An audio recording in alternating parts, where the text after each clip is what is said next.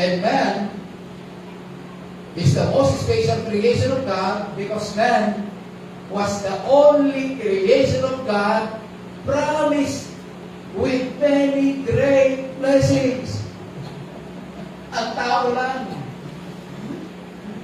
Ang binigyan ng Panginoon, ng iniwan ng Panginoon, o mga pangakong napakarami, pangakong malalaki. Tao lang, mga kapatid. Even angels cannot maging yung mga anghel ng Panginoon. Aba, mga kapatid, when it comes to God's promises, hindi po nila matutugbasan ang pangako ng Diyos sa iyo at sa akin. Kaya ikaw bilang creation, special creation ng Panginoon, ibig sabihin ng kapatid, ikaw ay pinangakuan ng Panginoon ng napakarami. At ang mga pangako nito, available po yan.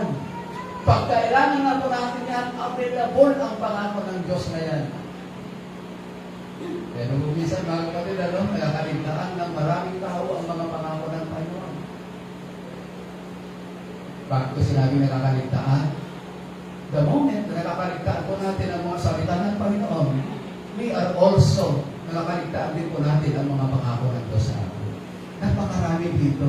Kaya lang sa buong disciple ng Christians, kapag sinabi mo mag-enumerate ng mga pangako ng Diyos sa kanila, hindi ka enumerate, pero ilan lang. Pero alam nyo, napakarami ang pangako ng Diyos sa kanila.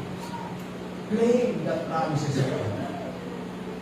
Dahil alam naman natin na ang Panginoon na nangako, di ba sabi niya, God has never failed even once sa kanyang ipinangako kay Moses. Ibig sabihin, God fulfilled 100% yung pangako niya kay Moses. Yung pangako niya sa iyo, kapatid. Naniniwala ka ba? He can fulfill 100%? Yes. He's able. Kaya lang, mga kapatid, ito ang challenge. Know and understand the promise of God in you.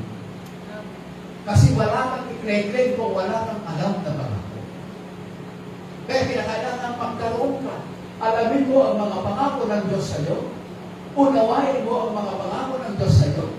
Paniwalaan ang mga pangako ng Diyos sa iyo at i-claim mo ang mga pangako ng Diyos.